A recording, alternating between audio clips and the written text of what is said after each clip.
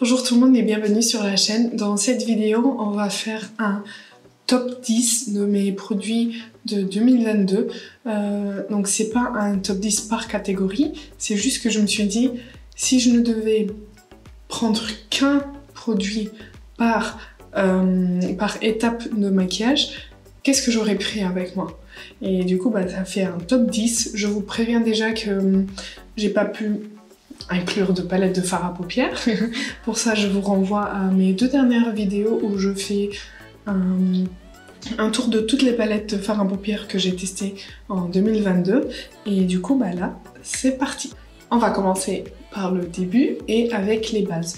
Pour la base, si je ne devais que garder qu'une seule dans toute ma collection, je garderais la base Infaillible Mattifying Primer de chez L'Oréal. C'est une base matifiante qui va également un peu lisser la peau et elle va surtout tenir le maquillage en place et je vais pas briller de la journée avec cette base.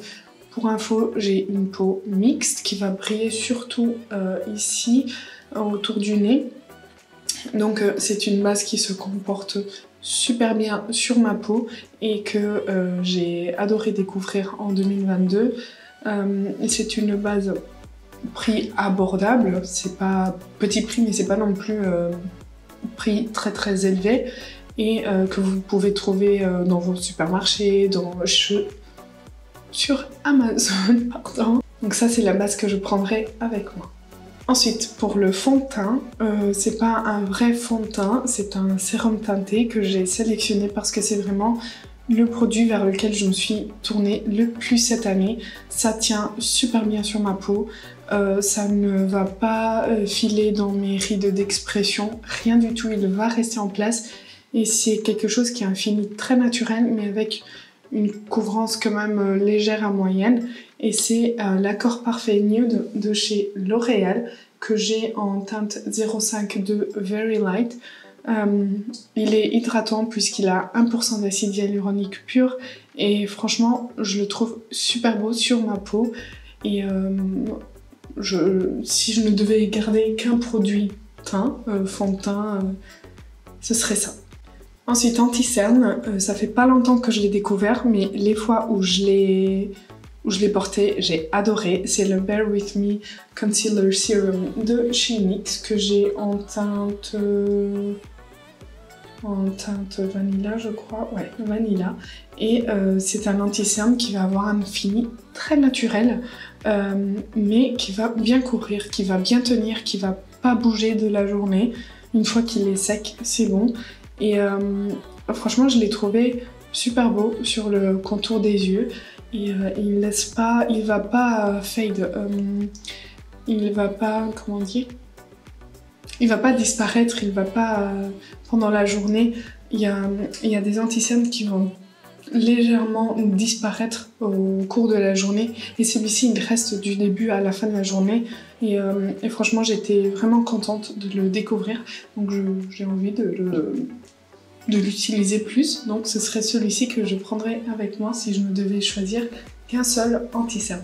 Ensuite, si je ne devais choisir qu'une seule poudre, j'aurais choisi la Blur and Set de chez Milk. Pourquoi? Parce que c'est une poudre très fine qui va flouter la peau et qui va tenir le maquillage en place toute la journée. Elle est tellement fine qu'on la voit pas du tout, donc ça fait pas une peau poudrée, ça va pas changer la texture de la peau. Il y a des poudres qui vont créer vraiment un effet poudre et j'aime pas trop.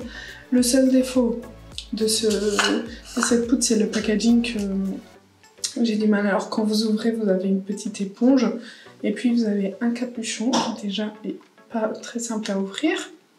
Et puis le tamis, il est très serré.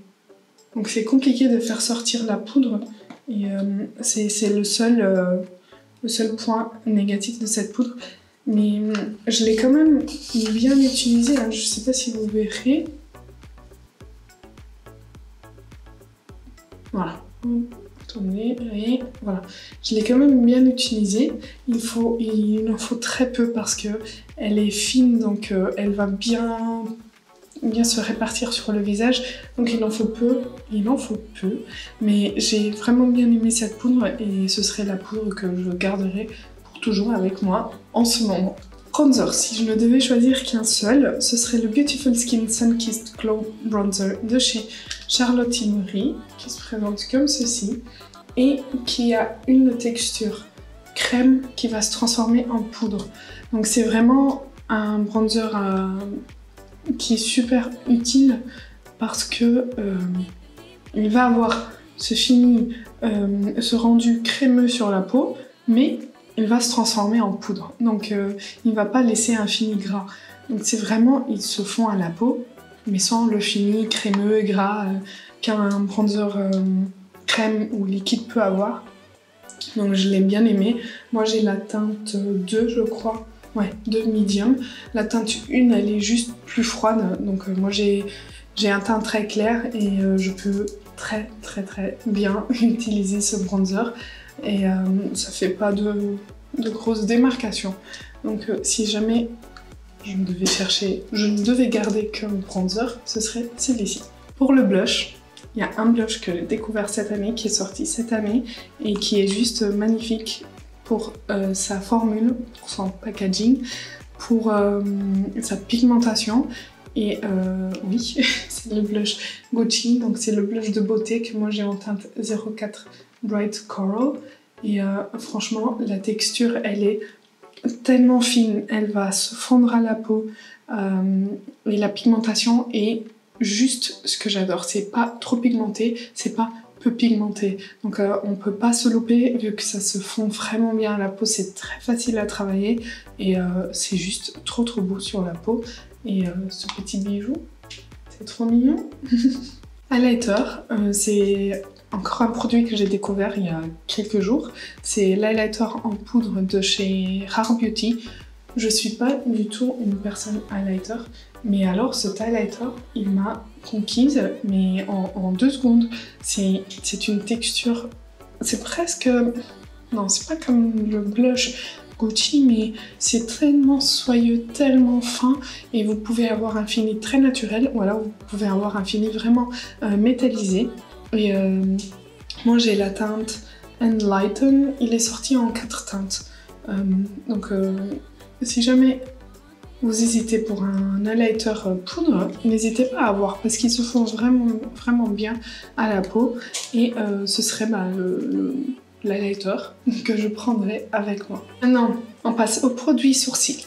Si je ne devais garder qu'un seul produit sourcil, ce ne serait pas un crayon, ce ne serait pas une poudre, ce ne serait pas une pommade, ce serait ce petit truc ici, c'est le 24 Hour Brow Setter de chez Benefit. C'est un gel fixateur que quand j'ai la flemme, quand j'ai pas le temps, je prends ça, je brosse mes sourcils et ils restent figés toute la journée et j'ai l'impression de les avoir travaillés alors que j'ai juste appliqué ça. Je les ai brossés dans le sens que je préfère et voilà.